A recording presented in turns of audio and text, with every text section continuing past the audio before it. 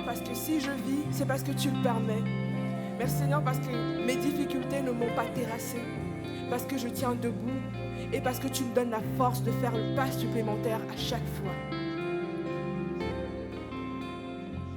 Je m'éveille car je sais qu'avec toi, tous mes rêves ont un sens. Je veux vivre ma vie pour toi.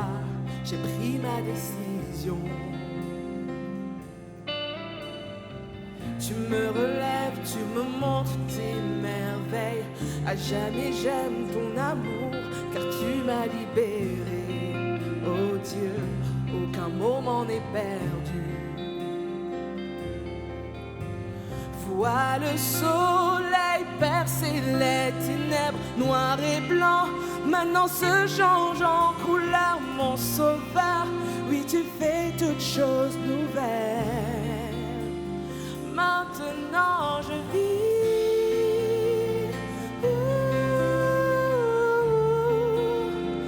Maintenant je vis.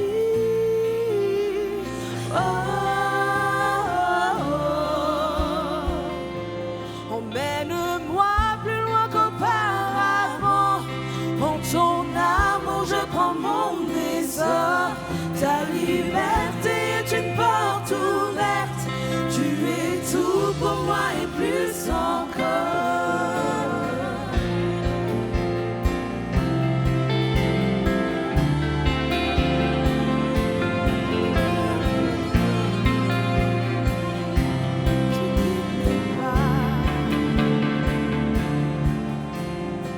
Tu guides mes pas, tu es là près de moi. Ton amour m'a guéri, il n'y a rien comme vivre avec toi. Cette vie que tu m'offres, je choisis. Vois le soleil percer les ténèbres noires et blancs. Maintenant se change en couleur, mon sauveur. Oui, tu fais toutes choses nouvelles. Et maintenant je vis.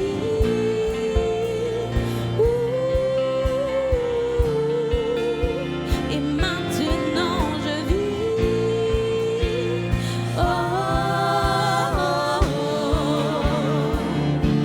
Emmène-moi plus loin qu'auparavant.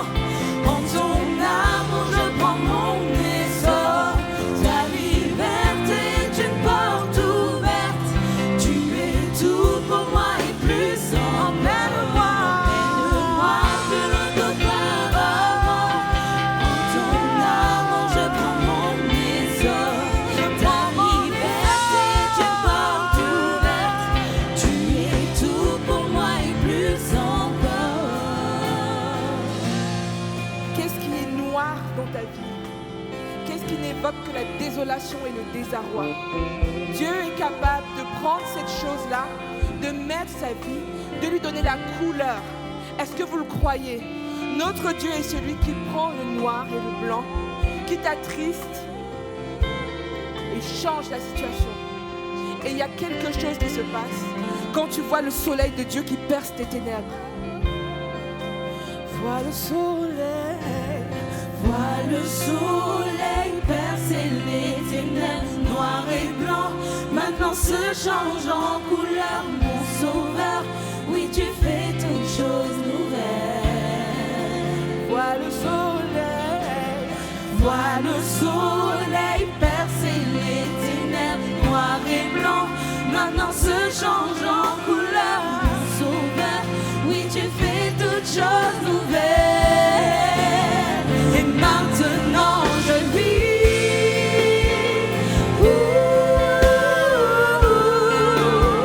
Et maintenant je vis.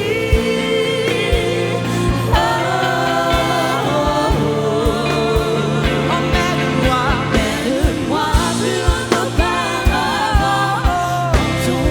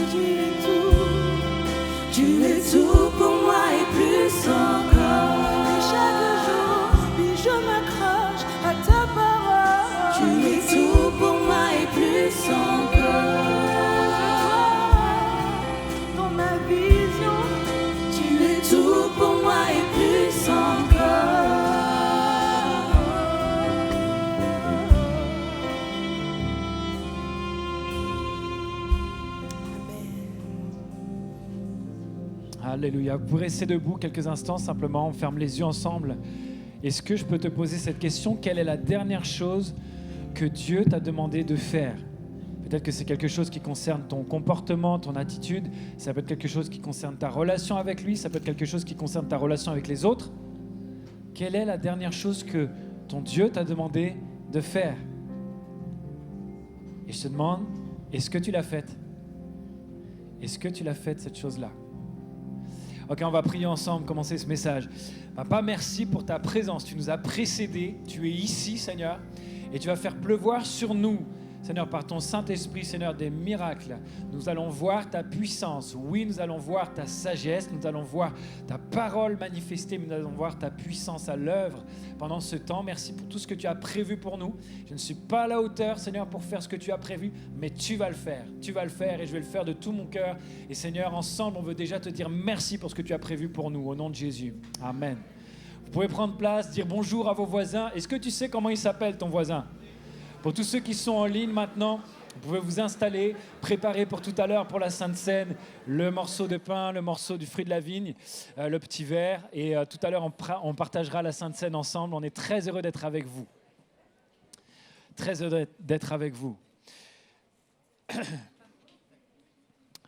Quelqu'un a dit récemment, je veux des paillettes dans ma vie, Kevin.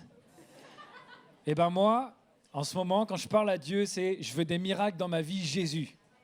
Je veux vraiment, je me sens poussé à chercher, mais à chercher de toutes mes forces que non seulement la sagesse du Saint-Esprit se manifeste, mais que la puissance du Saint-Esprit se manifeste. Je veux des miracles dans ma vie. Je crois que Dieu nous appelle à ce que l'on soit des porteurs de miracles ambulants. Et peu importe là où on va, il y a quelque chose qui est évident pour tous. L'amour de Dieu se manifeste, est évident. Tous les gens voient que là où tu te déplaces, il y a une manifestation de la puissance de Dieu. Le miracle attire les yeux des gens sur l'amour de Dieu. Dieu veut cela. Les miracles ne sont pas faits pour le ciel. Les anges au ciel, ils voient Dieu face à face. Ils n'ont pas besoin des miracles. Les miracles sont faits pour la terre. Ils ont été créés pour ça. Et c'est une manière de montrer aux gens de la terre que le ciel peut se manifester sur la terre. Mais les miracles ne sont pas faits pour le ciel, ils sont faits pour la terre. Juste pour montrer ça. La Bible nous dit ceci, voici les miracles qui accompagneront ceux qui auront cru. Vous recevrez le Saint-Esprit, voici une puissance surviendra sur vous et vous serez mes témoins. C'est comme si Dieu nous appelle à être une lumière, à ne pas cacher cette lumière. Mais quand tu as des miracles qui se manifestent, c'est dur à cacher un miracle. C'est un moyen essentiel. Ce n'est pas l'essentiel de l'Évangile, mais c'est essentiel à l'Évangile d'avoir une vie remplie de miracles. Et je suis poussé à chercher, je suis poussé à, Seigneur, je veux vraiment que tu te manifestes. Je ne veux pas juste que ma vie soit rangée. Je ne veux pas juste que tu m'aides à faire mes bons choix. Merci Seigneur pour ça et je veux continuer de progresser. Aide-moi à être un meilleur époux. Aide-moi à être un meilleur papa. Aide-moi à être un meilleur fils, à avoir une meilleure relation avec toi. Aide-moi à toutes ces choses. Ces choses-là sont bonnes. Merci de m'aider avec cette sagesse dans tous les choix que je vais faire. Merci Seigneur. Merci. Mais Seigneur, je veux aussi ta puissance. Je veux cela dans mon cœur. Ce n'est pas mon but ultime, mais c'est un moyen indispensable à manifester ton amour sur la terre. Et alors que je priais ça, Dieu m'a répondu et il m'a dit, OK, commence à gérer différemment tes finances. Et je dis, mais Seigneur, tu es hors sujet là quand même. Ça n'a absolument rien à voir avec ce que je t'ai demandé. Je veux un miracle. Gère tes finances. D'accord. J'ai réessayé. Je veux des miracles, Seigneur. Je veux qu'on vive autre chose ici. Je veux, Seigneur. Il m'a dit, il faut que tu ailles voir telle personne. Je dis, ah bon, pourquoi? Je dis, parce qu'il y a un froid entre vous. Je dis, ouais, mais moi, je ne vois pas l'utilité. Je n'ai pas de problème, moi. Donc, va le voir, va voir. Tu ne peux pas vouloir que ça se débloque du ciel pour tout le monde alors que toi-même, tu fais blocage. Et tu sais, quand tu discutes avec Dieu, souvent, c'est lui qui a le dernier mot. Il est bon en battle. Et il m'a dit, si tu n'es pas capable de faire les choses ordinaires que je te demande, comment pourras-tu gérer les extraordinaires? Et là, j'ai dit, tu as un point, Seigneur. C'était un point final, parce que du coup, après, j'ai pu discuter. Comment est-ce que tu veux m'entendre plus? Comment est-ce que tu veux être encore plus sensible à ce que je vais te dire, si quand déjà je te parle, tu ne m'écoutes pas? Et donc, en fait, je crois qu'il y a profondément un miracle caché dans l'obéissance. Lorsque Dieu te dit, OK, vas-y, même si c'est quelque chose d'ordinaire, quand tu fais le truc ordinaire que Dieu te demande, à l'intérieur, tu permets à Dieu d'agir. Et quand Dieu agit, il n'agit pas comme toi. Et toi, tu fais des choses ordinaires, moi, je fais des choses ordinaires. Mais quand tu laisses Dieu agir, lui, il agit à sa manière à lui. Il agit comme Dieu, avec les idées de Dieu, avec les ressources de Dieu. Et donc, en fait, encapsulé à l'intérieur de cette obéissance, il y a un potentiel miraculeux que Dieu veut développer, veut libérer à travers une obéissance toute simple. Et j'ai été travaillé notamment par ça, à travers l'histoire.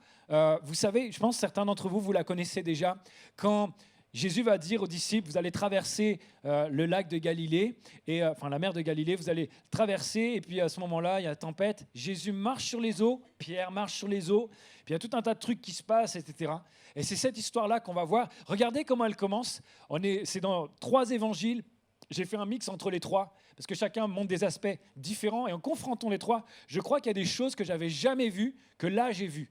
Et donc j'aimerais vous partager tout ce qui m'a interpellé dans ce texte-là. Là, c'est dans Matthieu 14, Marc 6 et Jean 6.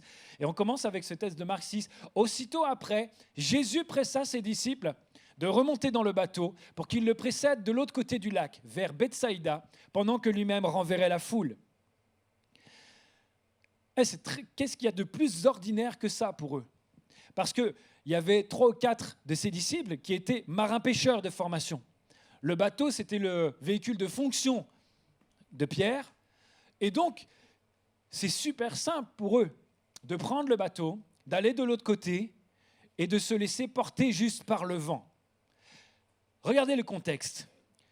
C'est vraiment intéressant pour eux parce que voilà ce qui s'est passé. Quelques jours auparavant, Jésus a donné aux disciples le pouvoir de guérir les malades, le pouvoir de chasser les démons. Ils sont partis 2 par 2 et ils vont sillonner toute la terre, tout l'endroit qui est juste autour. Ils vont sillonner cela, ils vont faire des miracles. C'est tellement intense, ils vont revenir. Waouh, c'est un truc de fou, Jésus! C'est un truc de fou. Ils racontent tout ça, mais c'est tellement intense que Jésus dit, les gars, vous n'avez même pas mangé, vous n'êtes même pas reposés.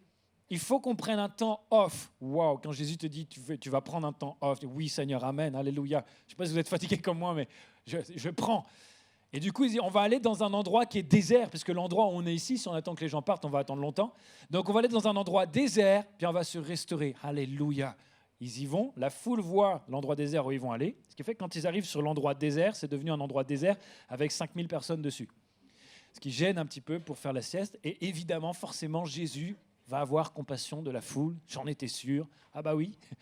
Et il va commencer à les enseigner, il va commencer à les prêcher. Ils ont toujours faim, eux. Hein. Ils n'ont toujours pas dormi. Hein. Ils sont toujours là en train de veiller alors qu'ils sont au bout de leur vie. Et à la fin, on voit quand même un peu de compassion de la part des disciples. Ils vont dire, ah Seigneur, quand même, il est tard. Créteil-Soleil, c'est super loin, il n'y a pas de boulangerie, etc. Il faut qu'ils mangent. Alors, afin qu'ils ne meurent pas de faim, renvoie-les chez eux afin qu'ils puissent se restaurer. C'est beau, hein? Bon, la traduction en grec ancien, ça dit, Seigneur, c'est surtout nous, on a faim, on en a marre, est-ce que tu peux les virer? Parce qu'on aimerait bien casser la graine quand même. Ce à quoi Jésus répond, donnez-leur vous-même à manger. Il est gentil. Oh, ça vous arrive pas, ça? Si Seigneur, j'ai besoin quand même. Ok, donne-le. Ce que tu as besoin, c'est toi qui vas le donner aux autres. Non, parce qu'en fait, tu n'as pas bien compris le sens de ma question. C'était l'inverse que moi j'avais. Donnez-leur vous-même à manger. Donc, c'est éreintant. Ils vont vivre une multiplication des pains extraordinaire. Vous imaginez bien qu'à la fin de cette journée, quand Jésus leur dit « Allez de l'autre côté pour qu'on se repose », à Bethsaïda, c'était là où il y avait la maison de Pierre. Là, c'était sûr, c'est un endroit où vous allez être tranquille. Pendant que moi, je renvoie la foule. Ah ouais, tu t'occupes de la foule? Pas de problème, Jésus, il ne faut pas le dire 2 fois. C'est quelque chose qui est intéressant pour eux de se laisser porter gentiment par le vent qui souffle dans le bateau pour ne pas faire tout le détour du tour du lac, aller tout droit du point A au point B, poussé par le vent, après cette journée fatigante. Ok, Seigneur. Mais cette nuit qui va être extraordinaire pour eux aurait très bien pu ne jamais être extraordinaire pour eux. Il suffisait simplement qu'ils disent à Jésus, non. Allez de l'autre côté pendant que je renvoie la foule. Non, on va rester avec toi, tu vas venir avec nous. Non, on va faire le tour en marchant. J'ai pas l'impression que le temps il a l'air bien, etc. Il y a tellement de choses extraordinaires qui n'arrivent pas juste parce qu'on dit non. Et là, quelque chose de complètement ordinaire va cacher un miracle incroyable. Et on va le voir ensemble. Ça commence par l'obéissance. Et la première chose que l'obéissance m'enseigne, c'est l'épreuve de la force. Ils vont commencer par une épreuve de force dedans. On lit ensemble. À la tombée de la nuit, le bateau se trouvait au milieu du lac et Jésus était resté seul à terre. Il vit que ses disciples avaient beaucoup de mal à ramer car le vent leur était contraire. Vers la fin de la nuit, il se dirigea vers eux. Les disciples avaient déjà parcouru 5 ou 6 kilomètres quand ils virent Jésus marcher sur l'eau et s'approcher de leur bateau. 5 ou 6 kilomètres, ils sont en plein milieu puisque la traversée fait environ une dizaine de kilomètres. Donc ils sont vraiment en plein milieu du lac. Et là, la question c'est, mais Seigneur, pourquoi je galère alors que j'ai fait précisément ce que tu m'as demandé de faire? Ça vous est déjà arrivé ça? Pourquoi ils sont en galère au milieu du lac? Parce que Jésus leur a dit, allez, traversez le lac. Je vous pose une question maintenant. Qui ici dans la salle pense que Jésus ne savait pas qu'il allait y avoir une tempête? Levez la main. Ok. Qui pense que Jésus était au courant qu'il allait y avoir une tempête et qu'il leur a quand même demandé d'y aller? Ok. Pourquoi? Jésus est-il cruel? Allez-y, prenez le bateau, ça va être bien, vous allez voir. Vous n'êtes pas encore assez fatigué. C'est bizarre, hein? J'ai calculé. Entre le début de la nuit, où ils prennent le bateau, et le milieu de la nuit, il y a environ 5-6 heures, et ils ont fait environ 5-6 kilomètres. Donc soit, tout de suite, ils sont arrivés, ils ont fait les 5-6 kilomètres, et depuis, ils font du surplace. Soit, ils ont une progression régulière, et en 5-6 heures, 5-6 kilomètres, ça fait à peu près du 1 km heure. Ça fait 5-6 heures qu'ils sont en train de ramer, puisque le vent n'étant contraire, on baisse les voiles, sinon ça te ralentit encore plus, ça peut même te faire aller dans l'autre sens. Ils retirent les voiles et ils rament. C'est magnifique, la langue française est géniale. Là, c'est au sens propre comme au sens figuré. Ils rament vraiment. Ça fait 5 heures qu'ils rament. Ouah, ils n'avancent pas. Seigneur, pourquoi tu m'as demandé de faire ça? Maintenant, je rame. Pourquoi est-ce que je dois travailler avec excellence dans mon boulot alors que moi-même, on ne me respecte pas?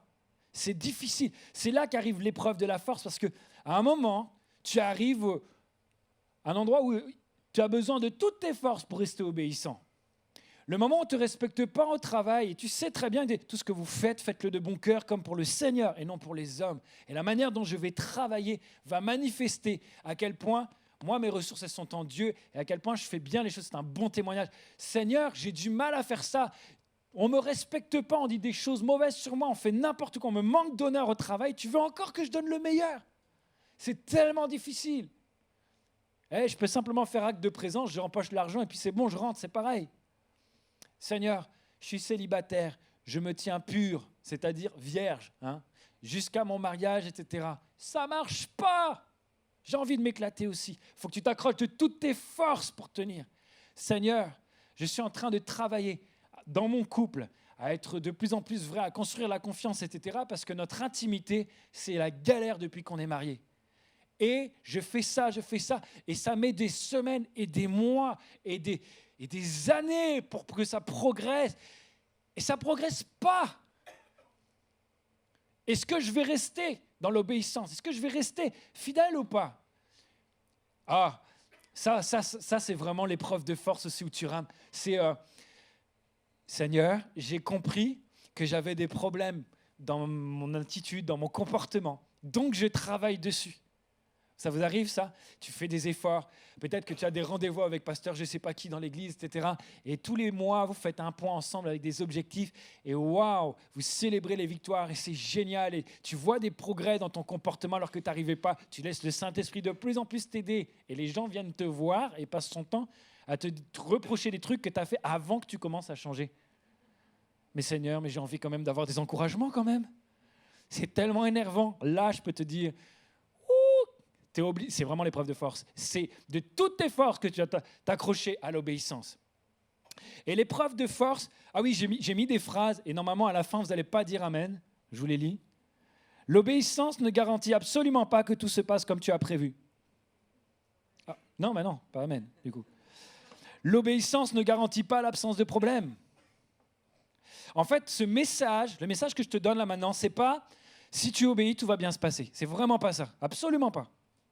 C'est si tu obéis, quelque chose va se passer. Et dans ce quelque chose, c'est Dieu c'est un quelque chose de Dieu. Et le quelque chose de Dieu, c'est pas le même quelque chose que ton quelque chose à toi. Mais dans le quelque chose de Dieu, il y a du miracle, il y a la puissance de Dieu, il y a sa manière de faire. Il y a tout ça en fait à l'intérieur. Donc si tu obéis, quelque chose, tu permets au miraculeux d'arriver. Et c'est ça que l'on va voir ensemble. Première chose, l'épreuve de force éprouve et va rendre plus résistante ta conviction. Parce que quand tu es vraiment serré comme ça, tu vas dire, mais pourquoi je le fais en fait ? Pourquoi je m'acharne ? Quelle est la raison pour laquelle je donne tellement d'efforts pour aussi peu de résultats ? Ça t'interroge sur la raison pour laquelle tu fais les choses. Par exemple, le but à l'école, c'est pas d'avoir des bons bulletins, c'est pas d'avoir des bons résultats. Le but à l'école, c'est que tu augmentes ta connaissance. C'est que ça t'aide à faire progresser ta connaissance. C'est ça l'objectif. Si c'était juste avoir un bon résultat, un bon bulletin, il suffit de tricher alors. C'est pas grave si tes connaissances n'agrandissent pas. Il suffit juste de tricher. Et bien de la même manière, l'objectif de Dieu, c'est pas tant la destination, c'est le chemin. C'est le chemin, c'est ce que tu vas apprendre quand tu vas avancer dessus. Tu vas te retrouver face à des situations que tu ne sais pas gérer et tu vas apprendre à les gérer. Et nous, on voudrait, va là-bas, ok, boum, instantané, première classe, pas de souci, un petit peu de champagne, oh oui, avec joie. On veut que ça, on veut pas toute l'expérience du voyage. Or, Dieu, bien souvent, il nous fait nous recentrer. Mais pourquoi je le fais ? Est-ce que c'est juste parce que j'ai envie d'avoir une récompense à la fin ? Ou alors est-ce que je le fais parce que je fais confiance à Dieu, parce que je suis sûr que ce qu'il me demande, c'est bon ? Et Seigneur, dans ce qu'il y a de bon que tu vas me demander, il y a des choses que je vais apprendre.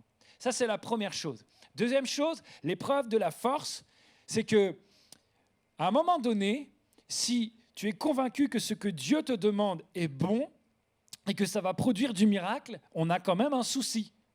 Parce que Jésus n'est pas dans la barque. D'accord ? Vous vous rappelez où est-ce qu'il est ?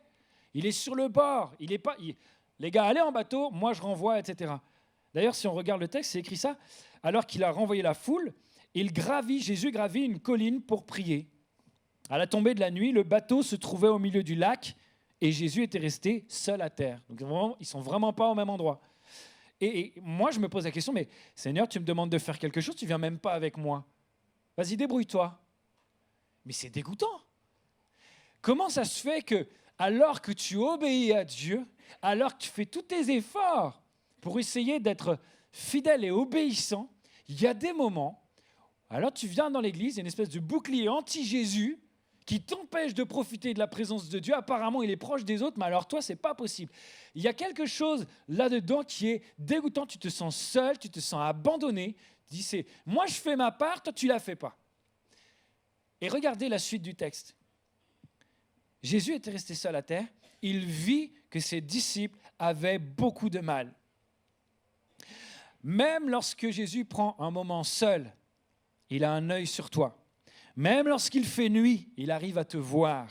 Même lorsque tu es loin, à 5 ou 6 kilomètres, Jésus arrive à te voir à 5 ou 6 kilomètres dans la nuit. Je ne sais pas comment il fait, moi avec mes yeux, ce n'est pas possible, mais Jésus ne sommeille ni ne dort. Il a l'œil sur toi à n'importe quel moment. L'épreuve de la force te montre que même si Jésus semble t'avoir laissé seul, il ne t'a jamais abandonné. Jamais il ne t'abandonnera. Il aura toujours l'œil sur toi. Jésus, je le vois, il est en train de prier. À un moment donné, il se retourne et de loin, il les voit. Il est en train de prier pour eux.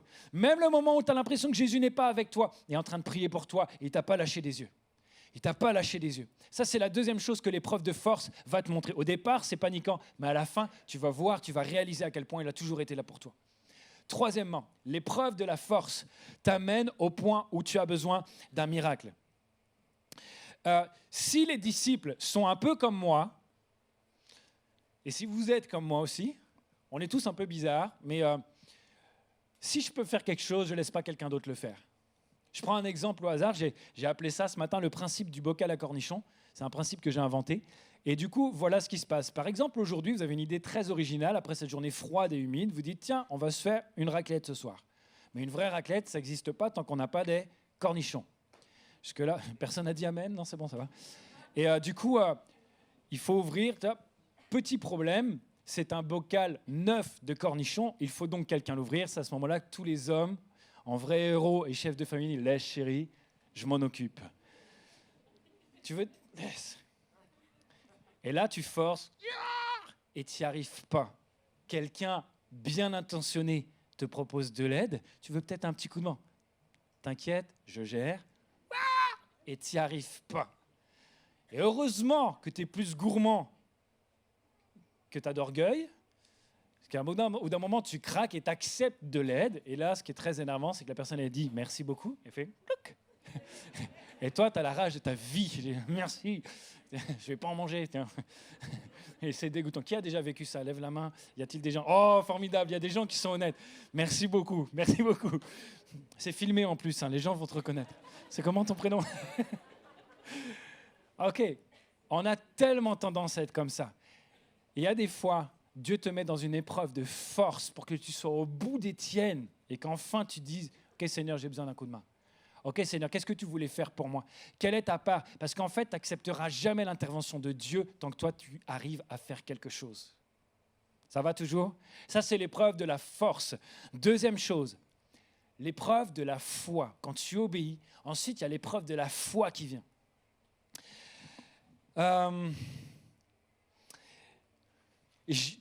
En fait, on se pose toujours cette question. Pourquoi Jésus les envoie dans la tempête s'il sait exactement ce qui va se passer? Jésus, s'il m'aime, devrait vouloir que tout se passe bien pour moi.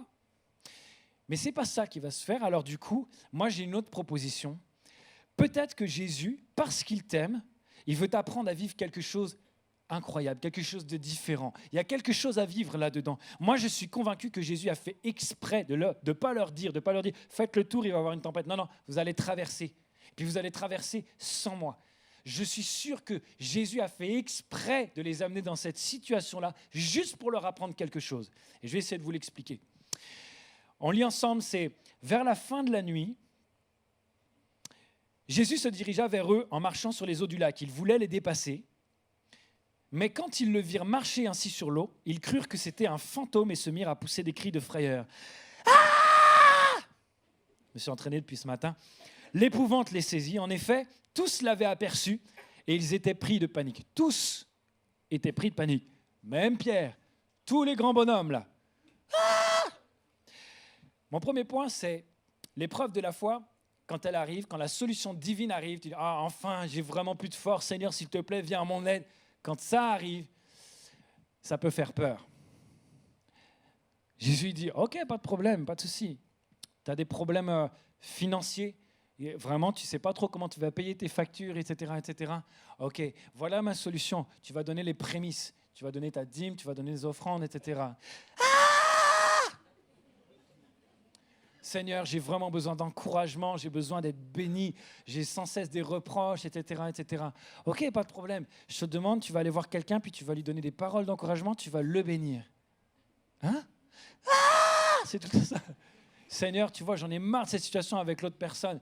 Elle fait que de m'en vouloir et tout ça. Moi, j'ai rien à me reprocher dedans. Ok, d'accord. Ce que je te demande, c'est que tu ailles voir la personne, tu fasses le premier pas, et que, quand bien même tu penses que c'est elle qui t'a blessé, etc., peut-être que toi, tu l'as blessé. Et je veux que tu sois prêt à lui demander pardon. Ah, mais non! L'épreuve de la foi peut faire peur. Deuxième chose, vers la fin de la nuit, il se dirigea vers eux en marchant sur les eaux du lac. Et moi, dans ma Bible, ça marquait, il voulait les rassurer que tout se passerait bien pendant la tempête. Il voulait monter dans la barque avec eux, il voulait leur montrer qu'une fois de plus, il allait calmer la tempête. Ce n'est pas du tout marqué ça, il est marqué il voulait les dépasser. Comment j'aurais été énervé si j'étais un disciple. Allez là-bas, tu y vas, c'est censé être pépère. C'est pas du tout pépère, ça fait 5 heures que tu rames alors que tu avais déjà plus de force avant même d'aller dans le bateau. Tu rames comme un malade, tu n'avances pas du tout, limite tu recules. Et là, tu as Jésus qui arrive en marchant sur l'eau normale qui te regarde. Alors les gars, on rame ? C'est tellement énervant. Vous avez vécu des moments comme ça où tu galères alors que tu fais ce que Dieu te demande. Seigneur, s'il te plaît. Tu as Jésus qui dit, bah alors, c'est pas possible. C'est pas possible. C'est quoi le truc qu'il y a là-dedans ? En fait, moi, je crois que Jésus voulait leur montrer simplement, et ce n'était pas pour les narguer, c'était pas juste pour leur donner un coup de main, les secourir. Jésus n'est pas venu pour les secourir, il est venu pour les doubler. Il est venu pour leur montrer, ma manière, elle marche mieux que la vôtre. Je sais qu'il n'y a pas de amen, je sais que ça va secouer, c'est pas grave. L'épreuve de la foi te montre une autre manière d'avancer. Je n'ai pas rajouté, c'est celle de Dieu, elle est plus efficace que la tienne. Elle marche mieux. Et on voit la suite du texte. Alors Pierre dit à Jésus, parce qu'une fois qu'ils avaient crié, Jésus dit « N'ayez pas peur, c'est moi », etc. Pierre lui dit « Si c'est bien toi, Seigneur, ordonne-moi de venir te rejoindre sur l'eau. » « Viens, lui dit Jésus. » Aussitôt, Pierre descendit du bateau et se mit à marcher sur l'eau en direction de Jésus. Bon, on est tous d'accord, on commence à connaître un petit peu Pierre dans la Bible. Pierre est quelqu'un de pragmatique. Il s'en fiche un petit peu des formes, d'accord ? Tant que ça avance, tant que c'est efficace, commence à couper des oreilles, c'est pas efficace, c'est pas grave, boum, on y va. Pierre, c'est un pragmatique. Et Pierre, il voit que sa technique à lui, avec son bateau à lui, sa connaissance de la mer, sa capacité à ramer, il connaît toutes les cordes, tous les courants qu'il y a, etc., ça marche pas à tel point que Jésus, en marchant, il le double, il dit « Jésus, si ta manière, elle est meilleure que la mienne, je suis prêt à faire ta manière. » Et il va dire « Ordonne-moi de venir te rejoindre sur l'eau. Montre-moi quelle est ta manière. Je veux apprendre ta manière de marcher. » La manière de Jésus est meilleure que la tienne. Elle est stressante, elle fait peur, mais la manière de Jésus, elle est meilleure que la tienne. Et à ce moment-là, quand il remarqua combien le vent soufflait fort, il prit peur et il commençait à s'enfoncer. Il s'écria « Seigneur, sauve-moi !» Aussitôt, Jésus lui tendit la main et le saisit, et puis va le relever. Ça, c'est la deuxième chose que je vois là-dedans, c'est que la manière de Jésus pour marcher sur l'eau, elle n'est pas pareille, c'est pas pareil qu'avec nos repères à nous. Concrètement, Pierre, pourquoi il regarde tout autour de lui ? Parce que c'est impressionnant. Oui, ça fait 5 heures qu'il voit que c'est impressionnant. Il ne vient pas de l'apprendre. Mais quand lui, en tant que marin-pêcheur, il doit diriger son bateau, il doit sans cesse être à l'affût du vent, des vagues et de tout ce qui se passe pour éviter de se renverser, pour ne pas prendre une vague de côté, pour la prendre de face, etc. Il est sans cesse en train de faire ça pour ne pas perdre son bateau, pour ne pas perdre ses hommes, parce qu'il est dans un petit bateau. Et en fait, alors qu'il est en train de marcher sur l'eau, pour sa propre sécurité, et il est en train de se repérer avec les repères habituels qu'il utilise. Avec toute ça, il est sur le qui-vive pour essayer de bien faire les choses. Et mon point, c'est celui-là. Tu ne peux pas marcher avec cette nouvelle manière sans avoir une nouvelle manière de te repérer. Les repères célestes sont différents des repères terrestres. Et la manière de marcher céleste sur la terre te demande d'avoir d'autres repères sur lesquels tu vas t'appuyer. Tu vas regarder autre chose. Et c'est tellement dur pour moi. Je vous le dis, ça me challenge à fond. J'ai tellement de mal à ce que mon état d'esprit, ma mentalité ne soit pas basée sur ce que je vois, mais sur ce que Dieu dit. Je le sais que les ressources de Dieu sont illimitées, que son amour est inébranlable, intarissable. Je le sais. Et pourtant, j'ai peur. Et pourtant, je me laisse submerger. Je le sais que Dieu n'est jamais surpris. Et pourtant, je suis inquiet. Je le sais que j'ai toujours peur de manquer d'affection, de protection. Je le sais. Alors que je sais que Dieu m'aime aussi. Et qu'il est bon. Plus que les gens sont mauvais. Alors, comment ça ? C'est dur. C'est tellement dur. Et on continue juste après. Le texte dit ceci. Aussitôt, Jésus tendit la main à Pierre et le saisit. Et il lui dit, Pierre, franchement, respect. C'est vrai que tu n'as marché que 5 pas, mais toi au moins tu t'es lancé. Et ces 5 pas, tu as réussi. Personne d'autre pourra dire la même chose que toi sur cette terre. Toi au moins tu t'es pas resté planqué comme les autres collègues dans la barque. Ah non, c'est pas ça. Jésus le saisit. Ta foi est bien petite. Pourquoi as-tu douté ? Mais Seigneur, c'est un peu insolent quand même. Quel taquet il lui met.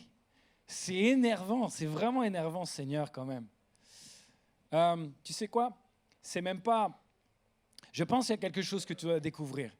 En tout cas, moi, j'ai découvert, ça m'a fait du bien. L'amour de Dieu sera toujours ce qui va motiver Dieu à vouloir te faire progresser, à vouloir que tu avances dans la vie avec toi. Ça sera toujours l'amour de Dieu, tout le temps. Par contre, la tendresse et la douceur de Dieu, ce n'est pas le seul moyen de Dieu pour te faire progresser. Il y a des fois, ça va piquer. Jésus n'est pas en train de le tailler et de l'humilier.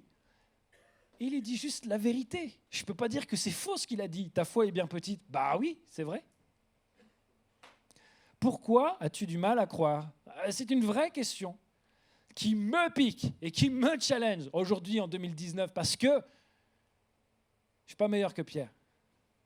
Je vais aller plus loin. Je ne suis pas meilleur que les disciples planqués dans la barque. Et pourtant, Dieu veut autant que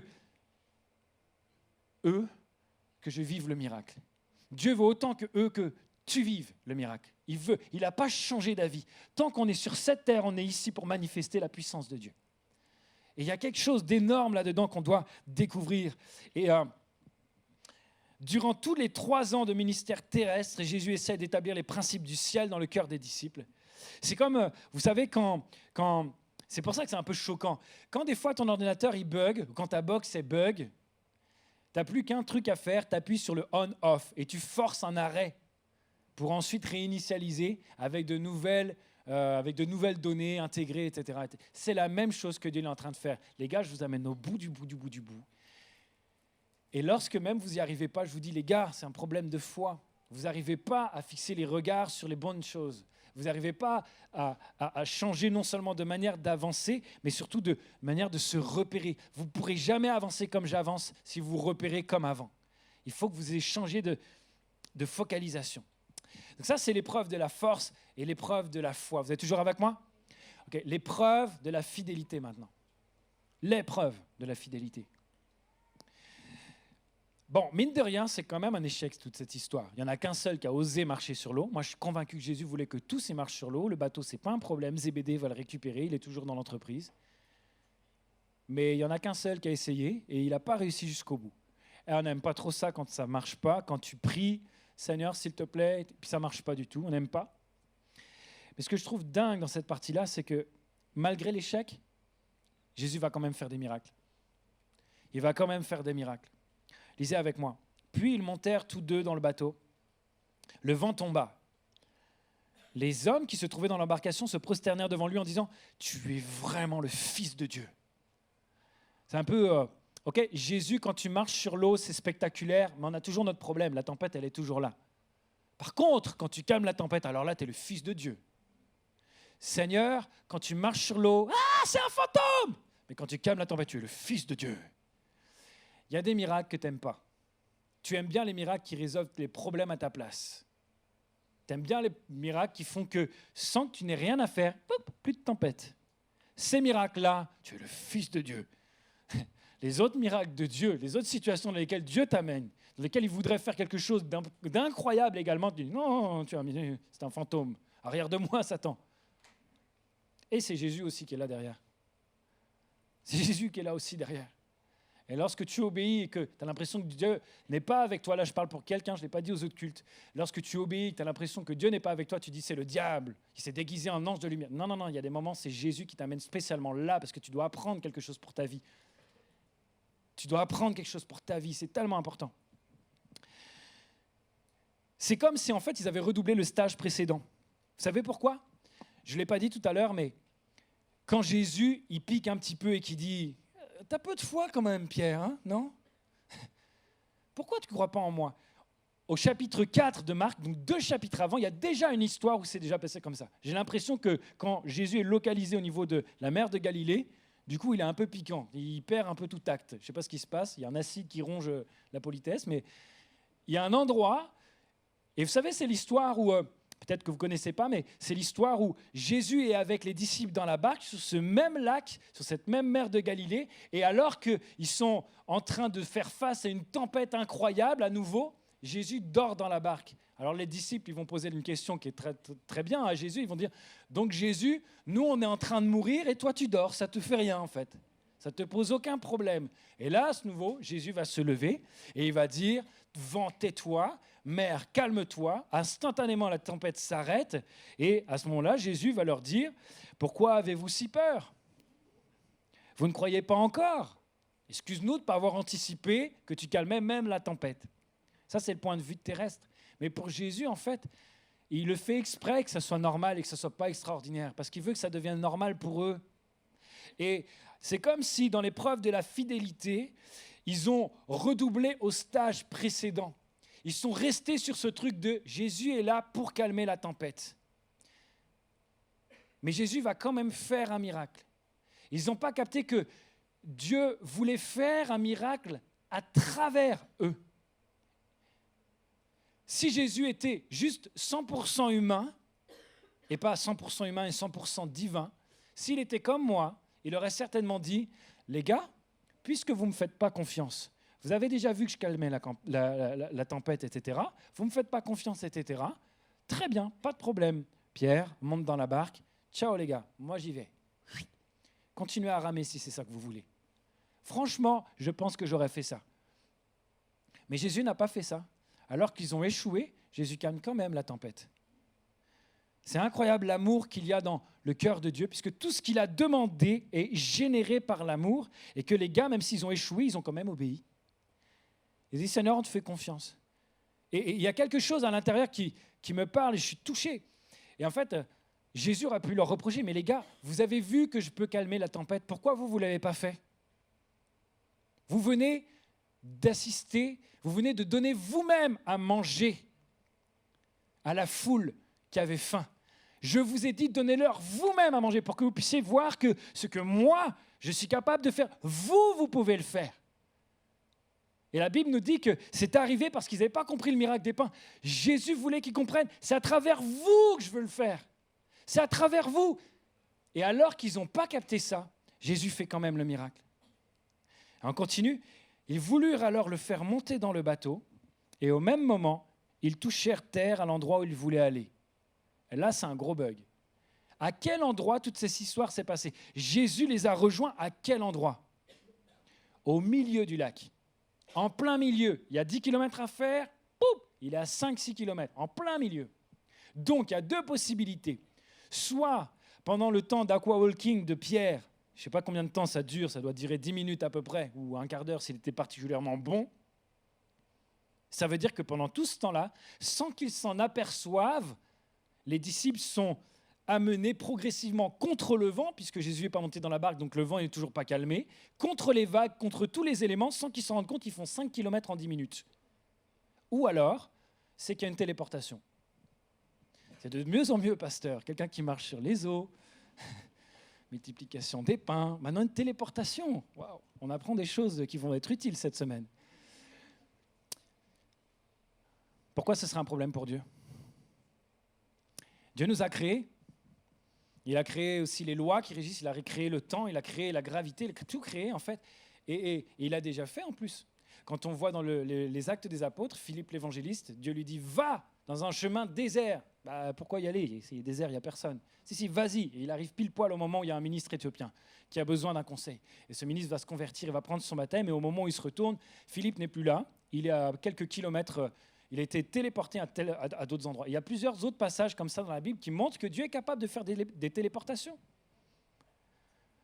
C'est tellement pas nos repères, c'est tellement pas notre manière de penser, c'est tellement pas nos ressources, c'est au-delà de tout ce qu'on peut faire. Mais pourtant, Dieu est capable de faire ça.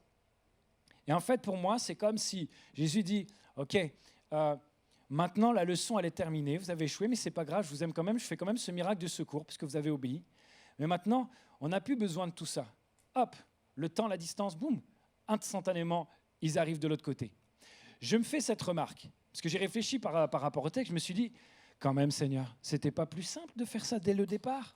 Si vraiment tu voulais qu'ils aillent à Bethsaïda, hop, un petit coup de téléportation, c'est quand même le plus efficace. Je veux dire, marcher sur le tour du lac, ça fait 15 km avec des détours, allez, peut-être 3 heures de marche, s'ils sont bien. Traverser avec le bateau, peut-être 2 heures, marcher sur la mer, je ne sais pas, 1h30, 2 heures, je ne sais pas quelle vitesse il marchait Jésus. Mais la téléportation, c'est instantané. Il y avait donc vraiment quelque chose que Dieu voulait spécifiquement faire à ce moment-là. Parce que s'il avait voulu juste qu'ils aillent à Bethsaïda, il les aurait téléportés. Ce n'était pas ça qu'il voulait. En fait, le plus efficace n'est pas forcément le plus important pour Dieu. Les miracles les plus efficaces que toi tu voudrais, qui règlent tous tes problèmes comme ça, ce n'est pas le plus important pour Dieu. Dieu, en fait, le plan B, c'est Jésus qui fait des miracles pour les disciples. Et ça, c'est ce qu'on aime bien. Seigneur, règle tous mes problèmes. Alléluia. Le plan A, c'est Jésus qui fait des miracles avec les disciples. Le plan B, on le préfère, mais c'est le plan B. C'est le plan B. Le plan A de Jésus dans cette histoire, il voulait qu'il les manifeste à travers eux. C'était qu'ils disent à la tempête, calme-toi. Ou alors, qu'ils marchent avec Jésus sur l'eau. C'était ça le plan A. Ce n'est pas simplement que Jésus règle tes problèmes, c'est que tu sois capable, alors que c'est un problème qui est contraire, qui est instable, que tu sois capable de marcher dessus. Et alors que quelqu'un est malade et que les médecins ont dit c'est fini, il n'y a plus rien à faire pour la personne, que tu sois capable d'espérer contre toute espérance, dire mon Dieu est capable de guérir. C'est le moment où la personne n'a pas été guérie et où elle est morte et tu es dans le deuil, alors que tu as de la tristesse, etc., de pouvoir continuer de marcher et dire, OK, je souffre, j'ai de la tristesse, mais je ne vais pas me révolter. Au contraire, je vais avoir un encouragement, je vais amener les gens à dire, mais Dieu est quand même bon et tu vas le partager autour de toi. C'est ça, je vais même marcher sur la chose qui est censée me faire reculer, je vais marcher par-dessus, je vais surfer dessus, je vais avancer dessus. Ça, c'est la manifestation puissante de l'action de Dieu dans ta vie. Quand bien même il y aurait des choses comme ça, je suis capable d'avancer. C'est quelque chose que Dieu veut faire au travers de toi et pas simplement régler les problèmes. Parce que quand ça règle les problèmes, les gens ne s'aperçoivent pas tout le temps qu'ils ont été réglés. Mais quand tu te vois marcher sur le problème, il y a un truc qui n'est pas normal là. Là, il y a quelque chose qui n'est pas normal. Aussi vrai que ce n'est pas normal de marcher sur l'eau. Et vous savez quoi ? Pour Jésus, c'est plus facile de téléporter quelqu'un que de changer sa mentalité. Pour Jésus, c'est plus facile de marcher sur l'eau que de changer la mentalité des disciples. Pour Jésus, c'est plus facile de calmer la tempête que de changer ma mentalité, que de changer ta mentalité, que de faire en sorte que j'ai les yeux fixés sur ce qu'il a dit et pas simplement sur ce que je vois. Parce qu'en fait, ça fait 3 ans qu'il va travailler, puis ils n'ont toujours pas compris. Et pourtant, il les aime encore, et il va quand même manifester du miracle dans leur vie. Je donne cette illustration et puis l'équipe de louange va me rejoindre. Quand j'étais petit, j'ai appris à faire du vélo. Et il y a eu un moment fatidique où mon papa, parce que je grandissais, parce qu'il voulait que je m'améliore dans ma pratique du vélo, a retiré les roulettes. Ce qui fait que j'ai dû apprendre à faire du vélo sans m'appuyer sur les repères habituels que j'avais, les 2 petites roulettes. Elles me retenaient quand j'allais trop à droite ou quand j'allais trop à gauche. Et mon papa a retiré ça pour que j'apprenne à marcher ou à avancer d'une autre manière avec l'équilibre. Mais l'équilibre, je ne le vois pas. Je n'ai jamais vu l'équilibre. Tant que je ne l'ai pas testé, je ne l'ai jamais vu. Et c'est hyper insécurisant. Et si, pendant que je suis en train de rouler, en apprenant, je suis en train de regarder où va être la roulette, je n'en vois pas, ça va me faire paniquer. Je peux vous dire que si je ne regarde pas en avant pour faire du vélo, je vais tomber, ça c'est certain. Et au moment où j'échoue, parce que je n'arrive pas du premier coup à rouler avec l'équilibre, au moment où j'échoue, au lieu que mon père me regarde, me laisse tomber, m'écraser par terre lamentablement, il me rattrape, il vole à mon secours, il me rattrape. C'est un peu ça que Dieu fait avec toi. Il t'amène dans une situation où tu n'as pas le choix que de compter sur lui, de regarder bien droit devant, de regarder qui il est, de regarder à ce qu'il t'a dit. Ne t'inquiète pas, si tu fais comme je te dis, tu vas réussir à avancer comme ça. Même si tu ne vois pas l'équilibre, grâce à l'équilibre, tu vas pouvoir avancer. Même si tu ne vois pas mes ressources, grâce à ces ressources, tu vas pouvoir avancer. Même si tu ne vois pas ma bonté, même si tu ne vois pas mon amour, même si tu ne vois pas ma richesse, même si tu ne vois pas comment je peux guérir le corps de quelqu'un, comment je peux guérir son âme et comment je peux guérir son esprit, même si tu ne vois pas ces choses-là vont t'aider à avancer. Et le moment où tu échoues, parce que tu n'arrives pas dès le départ, il y a des moments où tu paniques. Jésus n'est pas là en train de te laisser tomber, il te rattrape et il fait un miracle, parce que normalement, tu aurais dû tomber. Il te rattrape alors que ce n'était pas prévu, tu n'as pas dit « je vais te rattraper ». Et il le fait, il te remet dessus. Et il dit, vas-y, essaye encore. Et la prochaine fois, je te dirai, vas-y, tu vas y aller. Et c'est comme ça que tu apprends à faire du vélo. Et c'est comme ça que tu apprends à vivre une vie et que je suis en train d'apprendre à vivre une vie environnée par le miracle. Le seul point commun qu'il y a dans les 2 possibilités, que j'y arrive ou que j'y arrive pas tout de suite, c'est que si j'avais dit non dès le départ, quand papa m'a dit, non, je veux pas sans les roulettes, j'aurais jamais appris. Le véritable échec, c'est de ne pas essayer. Le véritable échec, c'est de ne pas essayer. Okay ? Alors, on a terminé ensemble, j'aimerais bien qu'on se lève ensemble. J'ai raconté beaucoup de choses. Il y a de la théorie dedans. Il y a vraiment quelque chose qui vient de la part du texte et du cœur de Dieu, je crois. Et je ne vous ai pas raconté beaucoup d'histoires où ça marche. Et c'est fait exprès. C'est vous qui allez voir que ça marche dans votre vie. J'aimerais que l'application, que l'illustration de ce message, ce soit vous qui la viviez cette semaine. J'aimerais que vous soyez prêts à obéir et que vous viviez des miracles cette semaine dans votre vie. Est-ce que je suis le seul à le vouloir? Vous en voulez pas? Vous avez peur? C'est ça, je crois, que Dieu va faire.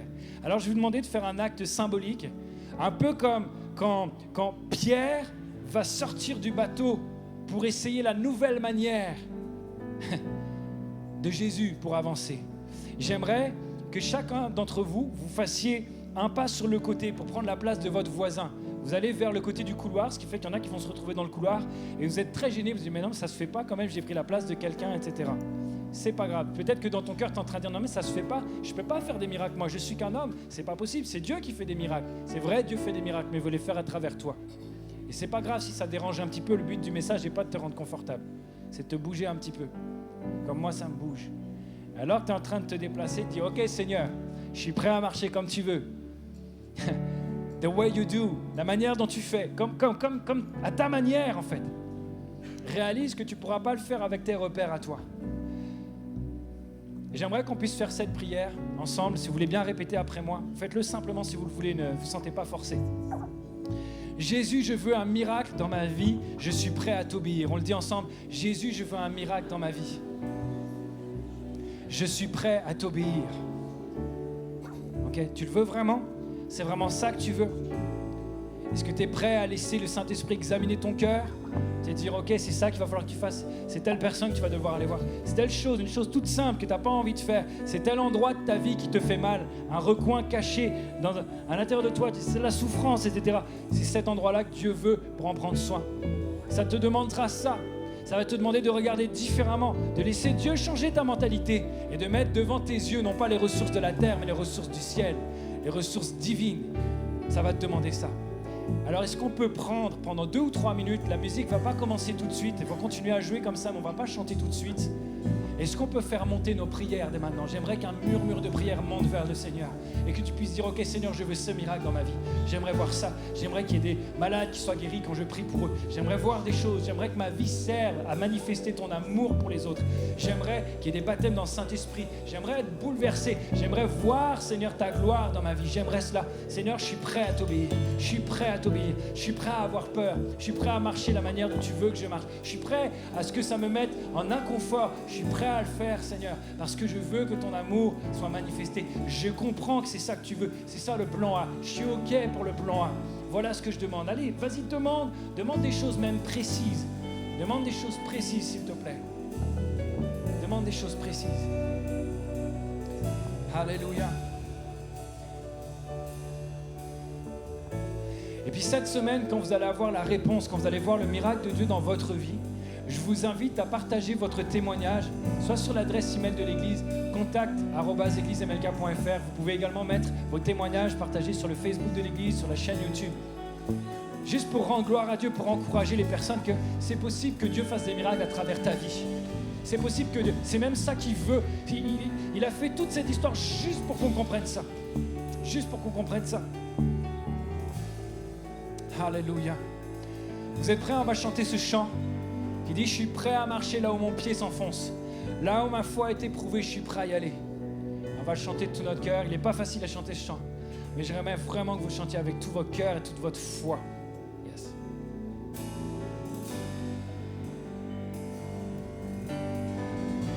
Tu m'appelles au-delà des grandes eaux, dans l'inconnu, où les pieds courent. Et je te trouve dans ce mystère, dans l'abîme, ma foi demeure. Et j'invoquerai ton saint nom, mes yeux fixés sur l'horizon, dans les tempêtes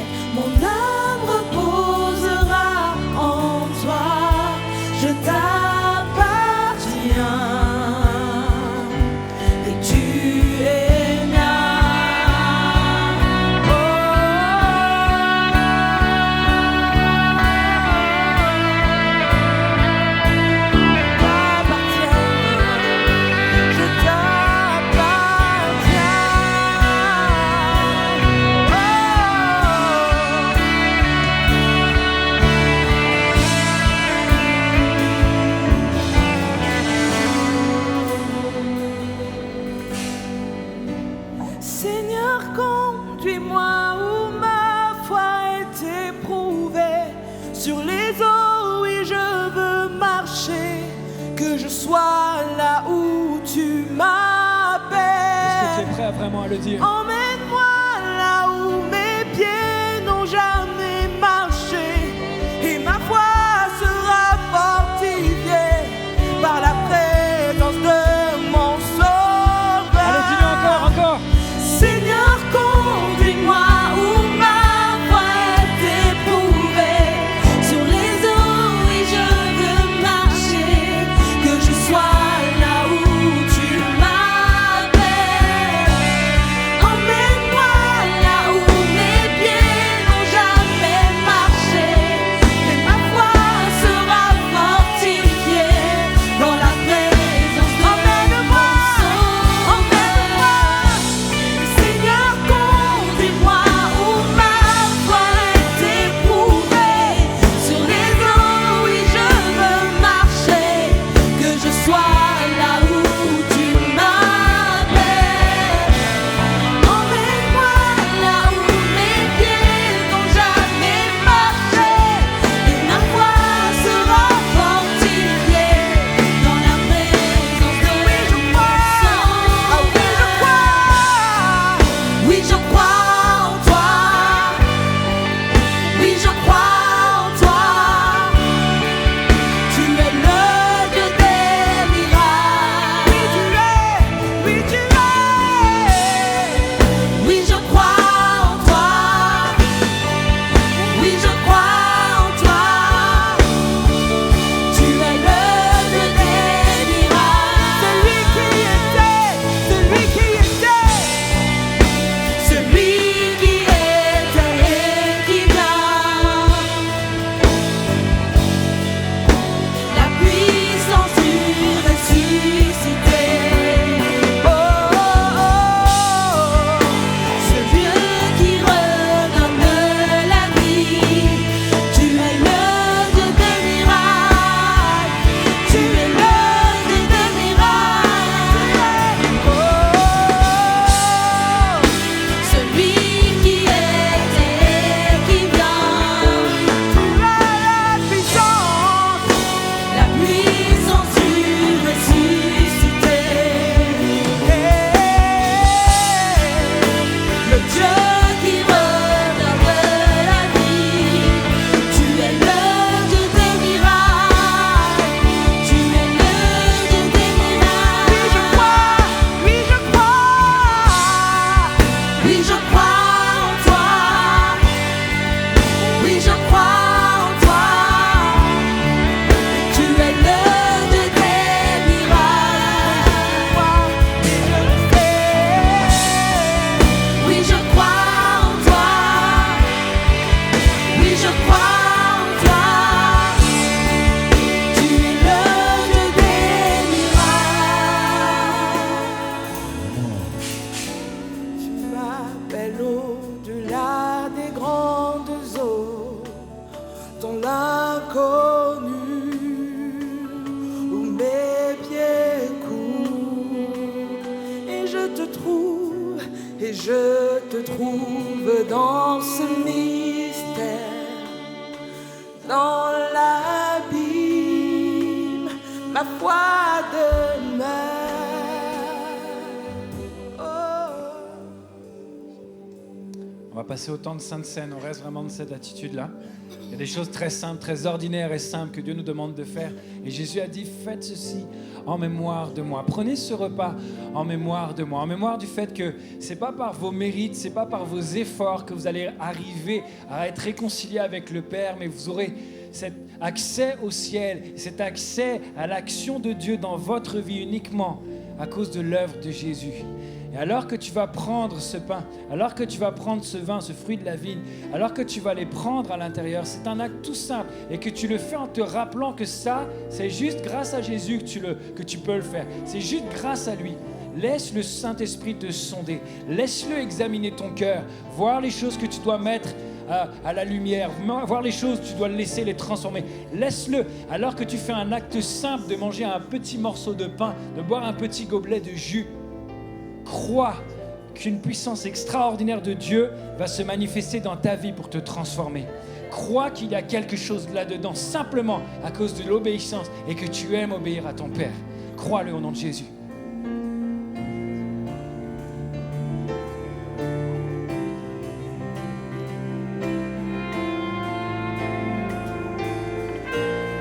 Il guérit, restaure, rend vivant les morts. Le plus grand trésor, c'est l'amour de notre Père. Au feu qui dévore, baptise-moi encore. Esprit à mes corps, dans l'amour de notre Père.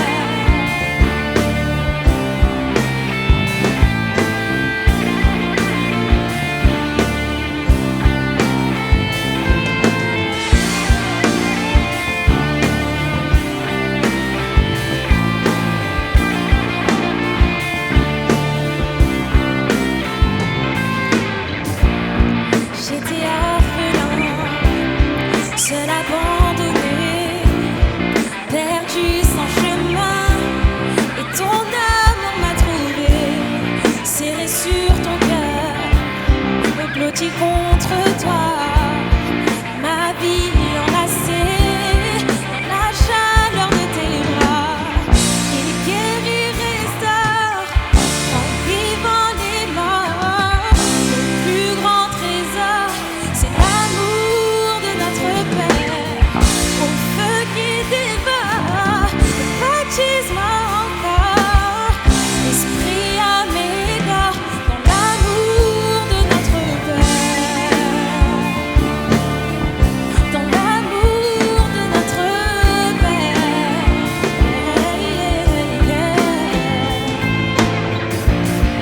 J'étais orphelin, tu m'as adopté, saisi par ta main, tu m'as donné un foyer, de nouveaux vêtements, une bague au doigt, tu transformes les mendiants en enfants du roi des rois. Il guérit, restaure, en vivant les morts. Mon plus grand trésor, c'est l'amour de notre Père. Au feu qui dévore, baptise-moi encore. Esprit à mes corps, dans l'amour de notre Père. Il guérit, restaure, en vivant les morts. Mon plus grand trésor, c'est l'amour de notre Père. Au feu qui dévore, baptise-moi encore. Esprit à mes corps, dans l'amour de notre Père. De tendresse, océan de sagesse, joie jusqu'à l'ivresse, c'est l'amour de notre Père. Volcan, c'est un lion qui rugit, un torrent qui jaillit, douceur et furie, c'est l'amour de notre Père. Volcan de compassion, tempête d'affection, confiance et passion, c'est l'amour de notre Fils de Dieu venu sur terre. Sa mort, les bras ouverts, splendeur et mystère, c'est l'amour de notre Père.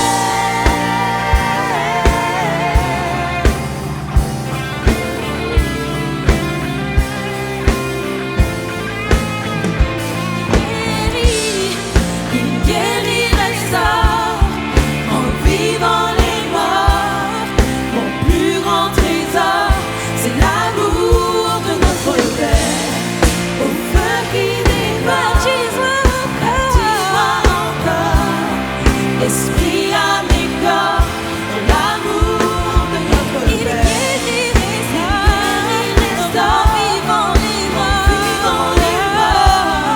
Mon plus grand trésor, c'est l'amour de notre Père. Au feu qui dévore, baptise-moi encore. Esprit à mes corps, dans l'amour de notre Père. Guérit, restaure,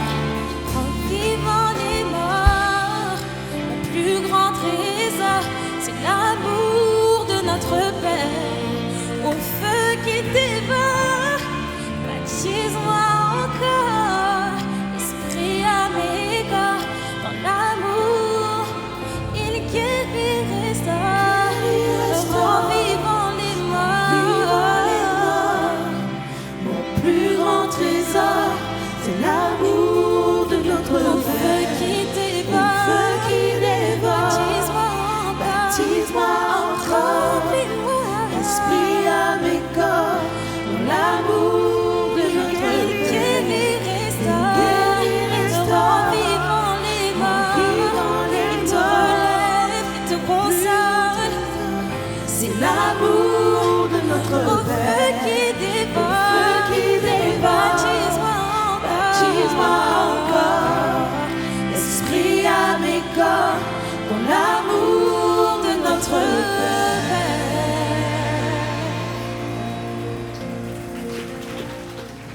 Nous sommes heureux d'avoir pu passer ce culte ensemble dans la présence de Dieu.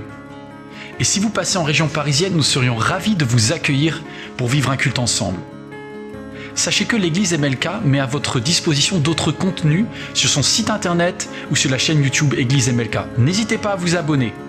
Notre mission, notre désir, c'est de vous offrir des contenus de qualité qui touchent les cœurs et qui changent des vies. Et pour cela, vous pouvez nous aider en soutenant financièrement ce beau travail afin que d'autres à leur tour soient bénis. Je voudrais personnellement vous dire merci. Merci pour votre fidélité, merci pour votre générosité et à très bientôt j'espère.